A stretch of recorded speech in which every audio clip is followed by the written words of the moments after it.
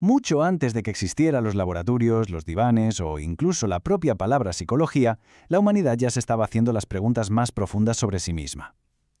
Es una historia que no empieza en el siglo XIX, como se podría pensar, sino que hay que irse mucho más atrás, a la cuna del pensamiento occidental.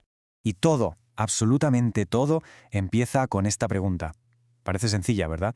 Pero en realidad es increíblemente compleja. ¿Qué es esta cosa que piensa, que siente, que percibe? ¿Qué es la mente? O, como la llamaban ellos, la psique.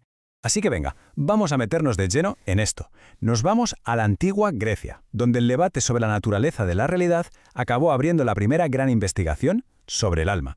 Y esto no era una conversación de café, era un choque de ideas fundamental. Aquí es donde se plantan las semillas de todo lo que vendrá después.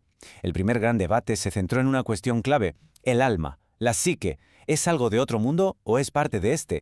Y en el centro de este debate tenemos a dos titanes. Por un lado, Platón, el espiritualista. Para él, el alma era algo, digamos, de otro mundo, una entidad inmortal, pura, atrapada temporalmente en un cuerpo físico. Pero ojo, que su propio discípulo, Aristóteles, se rebeló contra esta idea. Adoptó una postura radicalmente naturalista. El alma no está atrapada, ¿qué va? Es una parte inseparable del cuerpo, algo que pertenece a este mundo y que por tanto podemos observar y estudiar. Así que el punto crucial es este. Desde el mismísimo principio, la investigación sobre la mente se partió en dos. Por un lado, la visión espiritualista, que la coloca fuera de la naturaleza, y por otro, la naturalista, que la considera parte de ella. Esta tensión, que parece una simple anécdota histórica, va a definir los siguientes 2000 años de debate. Damos un salto rápido en el tiempo, hasta la era moderna. La vieja pregunta sobre el alma se transforma. Ahora la atención se desplaza hacia la conciencia, la subjetividad, y es aquí donde nace lo que llamamos la mente moderna. Y el gran protagonista de este cambio de guión es René Descartes.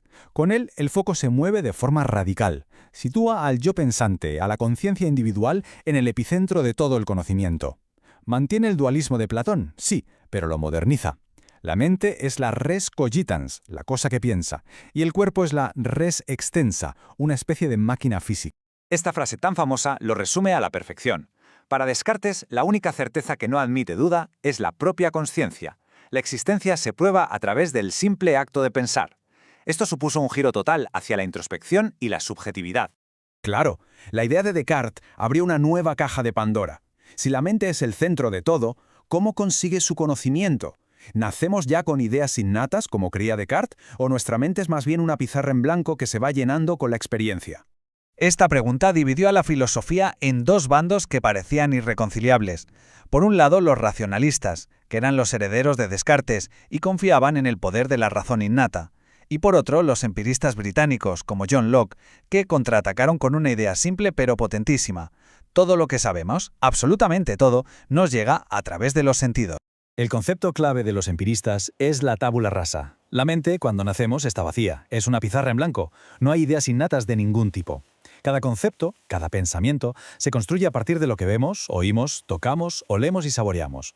Pero bueno, ¿y esto cómo funciona en la práctica? Pues los empiristas proponían que la mente es como un albañil. Empieza con ladrillos muy básicos, que son las ideas simples que nos dan los sentidos: blanco, dulce, suave.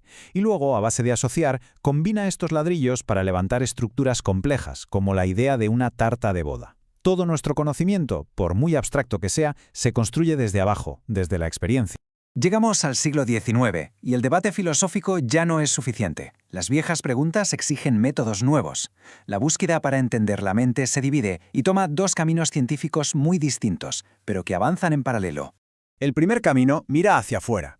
Propone que, para entender la mente de una persona, es imposible ignorar la sociedad, la historia y la cultura en la que vive. Este enfoque lo formalizó el filósofo Wilhelm Dilthey con una palabra alemana un poco complicada: Geisteswissenschaften. Se traduce como ciencias del espíritu, pero la idea es sencilla. No se puede estudiar a los seres humanos como se estudian las rocas o los planetas. La mente humana crea cultura, y es justo a través de esa cultura, el lenguaje, los mitos, el arte, como tenemos que entenderla. Y de esta idea nacieron disciplinas enteras. La antropología, por ejemplo, demostró que lo que se considera normal en una cultura es de lo más extraño en otra. La historia pasó a ser el estudio de cómo se forja la mentalidad de un pueblo. Y la sociología, con figuras como Marx o Durkheim, argumentó que nuestra conciencia individual es, en gran parte, un producto social. Al mismo tiempo, otro grupo de científicos tomó la dirección contraria. En lugar de mirar hacia la cultura, miraron hacia adentro, al cerebro, a los nervios, al cuerpo. Y aquí los descubrimientos fueron asombrosos, y a una velocidad de vértigo. De repente se estaban dibujando los mapas de las autopistas de la información del cuerpo, las vías nerviosas. Se descubrió que cada sentido tiene su propio cableado. Se llegó a medir por primera vez la velocidad del pensamiento. Bueno, para ser más precisos, la del impulso nervioso. Incluso los intentos más primitivos como la frenología, que hoy nos parecen absurdos, ya mostraban esa obsesión por anclar la mente directamente en el cerebro. Este camino culminó en la psicofísica. Este fue el primer intento serio de crear una ciencia matemática de la mente. ¿Cuánta más luz se necesita para que notemos un cambio de brillo? La psicofísica intentó responder a este tipo de preguntas, buscando las leyes que conectan el mundo objetivo de los estímulos con nuestro mundo subjetivo de la percepción. Y la pieza final de este puzzle biológico fue la teoría de la evolución. Pensadores como Lamarck, Darwin o Spencer propusieron una idea revolucionaria. La mente humana no fue diseñada, sino que evolucionó.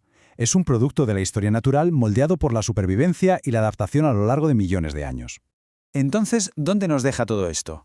Pues nos deja en el umbral del nacimiento oficial de la psicología.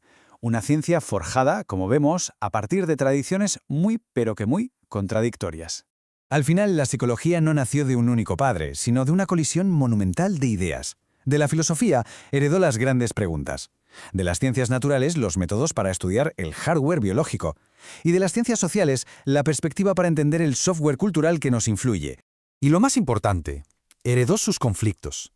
Todas esas grandes dicotomías, mente contra cuerpo, lo innato contra lo aprendido, lo universal contra lo cultural, no se resolvieron.